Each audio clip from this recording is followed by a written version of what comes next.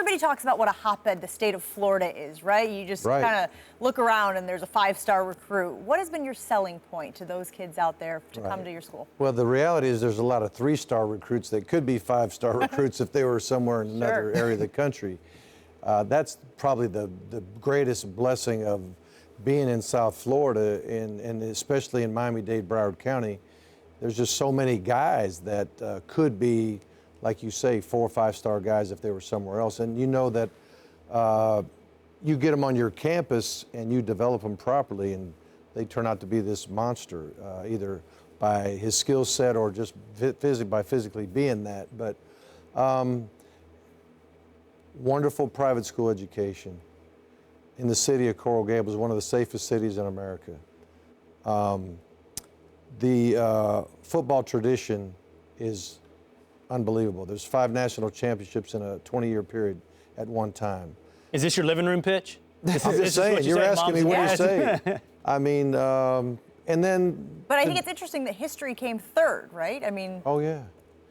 And then if you just look and see the types of players that have come through our program, the All-Americans, the guys that have won national championships and have gone on to be NFL All-Pros, Hall of Famers, future Hall of Famers.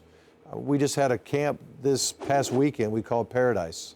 And because we live in paradise. I mean, the place, the campus, I failed to mention how beautiful the place is. Looks like a resort, but we had former players come and coach for us. We had Ed Reed, Michael Irvin. We had Jeremy Shockey. We had Vince Wilfork. We had Antrell Rowe. We had, McGahee. We had Devin Hester. I mean, I can't, Brett Romberg, guy won the Remington at one time. We had like 12 to 14 guys that showed up and decided to come and bless their alma mater by helping coach our camp for these kids that we brought in. It was just an amazing weekend. You know, Coach, I actually got to visit with you this summer and see the campus and hear a little bit about Camp Paradise. As an alum, right, as somebody who not only wants to win at Miami because it's your job, but has a personal attachment to it. What's it like trying to bring them back to their historic past, their historic past? I mean, first of all, just, going back to the former players, I mean, they want it as bad as anybody does. The fans want it, obviously, as bad as anybody does. And I think our current players really want it. And they just maybe don't know how to get it. We're getting there. We're going to help them get there. But it's fun. It's exciting.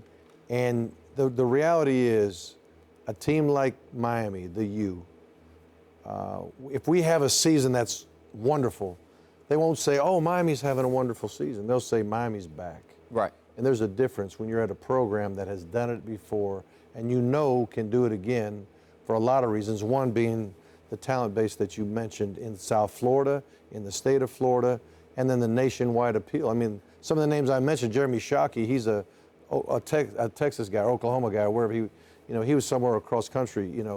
The Bernie Kosars and Jim Kelly and Vinny Testaverde, they were from different places other than Florida as well. So there's been some awesome. Russell Maryland was from out of state too, But for the most part, at least 2/3 of your team is going to be coming out of that South Florida area. We just had Jimbo Fisher out here a little before you sat in that seat, and he made very clear to you, Ryan, that he thought the ACC is the toughest conference in the nation, that it's over the SEC. Well, you just came from the SEC. Right. So which one's tougher? Well, I'll say this.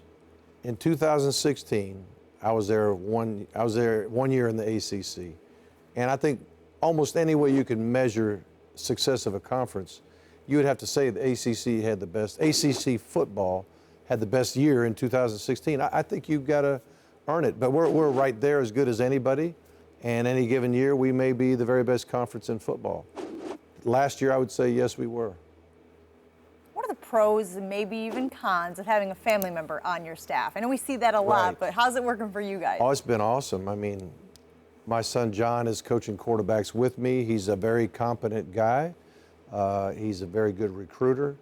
And we talk the same language because you don't want confusion in the quarterback room. He's got a beautiful wife, Anna, and he happens to have our only grandchild, our granddaughter, Jaden, which is a blessing.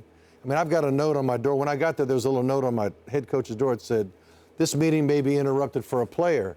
And then I added Catherine, who's my wife, and Jaden, who's my granddaughter, you know. So just having them there, it makes all the difference in the world. You know, there's nepotism laws all over the place, and going in on the front end, we got it worked out where he's not really directly under me, he's more under Thomas Brown, our offensive coordinator, and we got it all worked out, but it's been awesome. Now, if he was a quarterback, did I want him to play for me? No. It's too much pressure. Right. Different dynamic. Definitely. Different pressure on him. I didn't want my wife to tell me who to play quarterback. Which is the real pressure, Coach. And but then also, you know, let's say a guy's doing something stupid on the team, and he's like, "Oh, do I tell Dad? Do I not tell Dad?" Right. Or he's got to hear. You know how it is in the locker room. Definitely. Like, what's Coach Richt doing? He's, you know. You definitely gonna hear that. Yeah, you know what I'm saying. Hey, what's wrong with your daddy, Yeah, man? exactly. Doc Rivers knows something about that. Yeah, I didn't want him to have to live through Coach, that. I have an important question, Coach. Okay. Are you planning to try to be on the Olympic diving team? I was thinking once you about it. retire. You know, What's I've up been with the doing the backflips? backflip for 40 years now. Started out in Boca Raton Inlet, we were jumping off the bridge, and we probably weren't supposed to be, but we were doing Probably it. not, Coach. And girls thought it was cool, but then this guy, this surfer guy, Kenny Hilton, I think his name was, he does a backflip, and they're like, "Oh, look at Kenny." And I'm like, "Man, I got to learn how to do that." So I had to humble myself and say, "Man, please teach me how to do it." So he taught me how to do it. I landed on my feet by the grace of God. And then ever since I've landed on my feet, but I'm seriously considering a new dive. Okay.